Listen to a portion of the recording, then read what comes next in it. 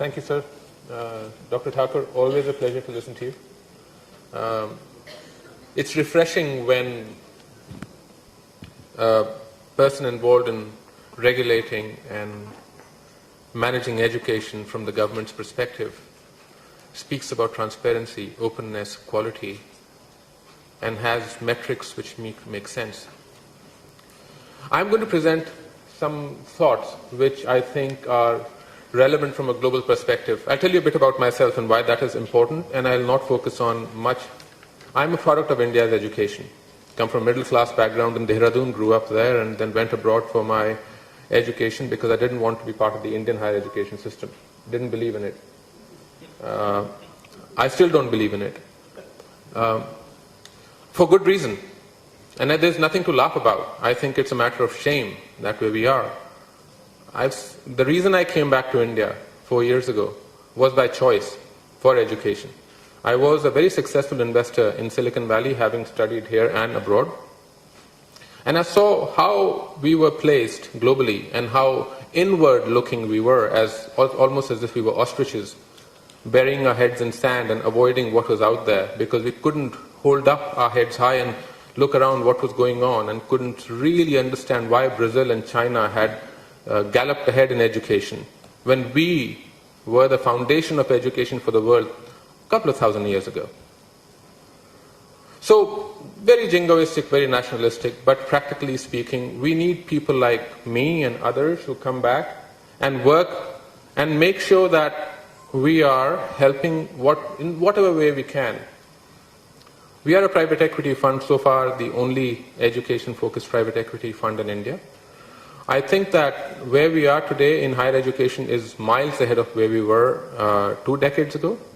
I think that where we are in school education remains to be seen, but yes, it's vastly different in many areas, but many areas are completely static over the last 2 decades. So, what do I want to focus on? I really want to focus on a couple of things. Number one, we are at a point where we can say we have brought access to education. Clearly that has happened. We are at a point where we can say that we are now focusing on quality. It is in process and we think that's beginning to occur. But where we are is still very, very far behind in understanding the future of education. I was at a conference just last month in Stanford, which was hosted by Goldman Sachs and Stanford University. The amount of information that was presented in terms of what is happening in education globally is mind-boggling. India caught up to the telecommunication challenge by going to the cellular phone market by skipping the landline. Similar thing is happening in education today.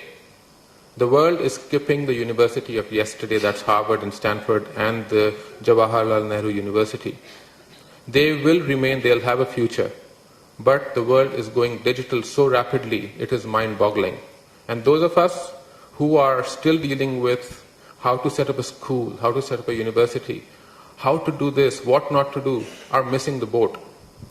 The university of the future, the school of the future, is a personal university, is a personal school. That is going to happen.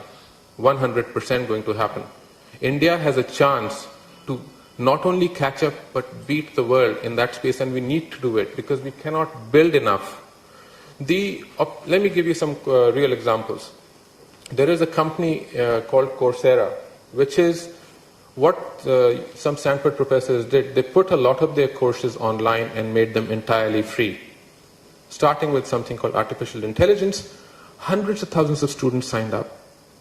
If you take the same course in a university set up in a classroom, 50 by 50 classroom, and have students come in, it'll take you decades before you serve that many students. You can today, with the digital technology, you can serve 100,000 students in a matter of hours.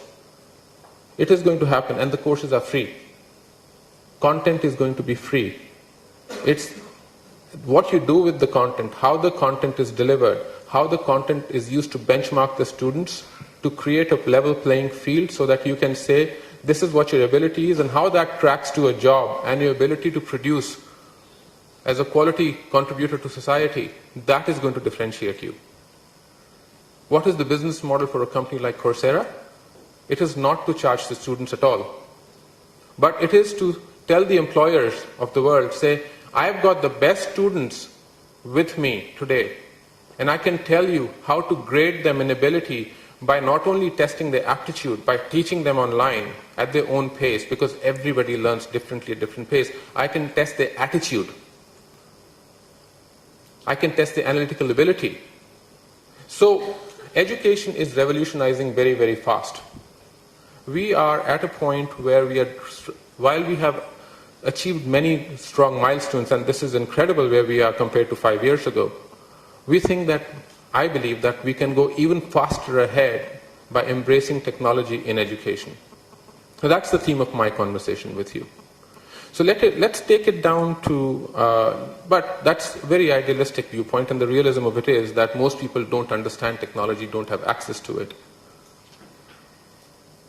That's another challenge that we'll have to overcome. There are creative solutions around it. We are a country that understands Jugaad better than any other country, and there are ways around that so that technology can be embraced, can be used to provide affordable, quality education to students around the country. There are creative examples that we have seen.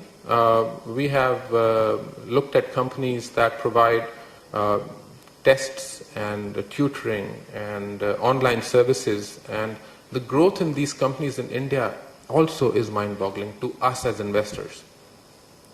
I'm kidding you not when we say that today is an opportunity where students, even in tier 2, tier 3 cities, are doing what they can to take their education into their own hands, wherever they can, and looking at employability as an end focus. There are how many people graduate from IITs and engineering colleges a year? About 1 million people.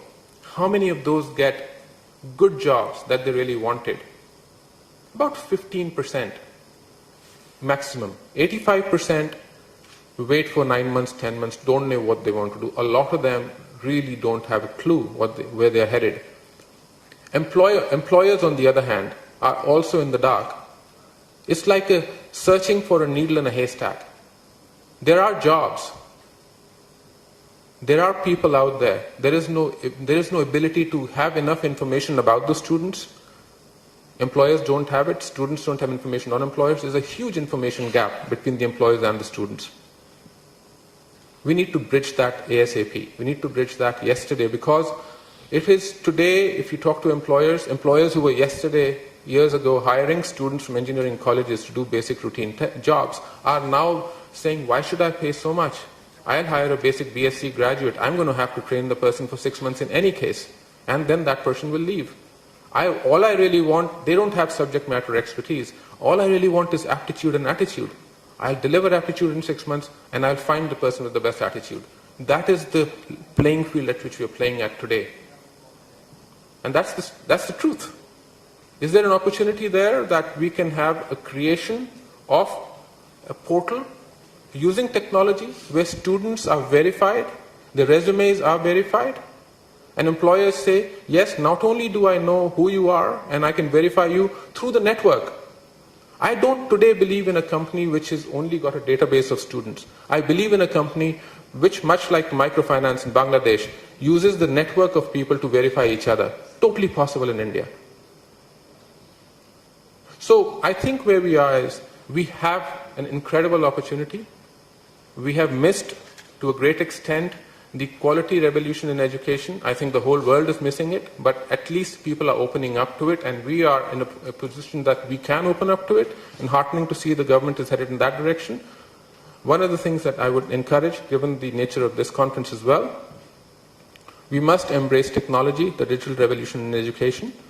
There are many more hours we can talk about this, but I'll cut my talk short now and let the other panelists take it over and talk about it. Thank you so much for your time.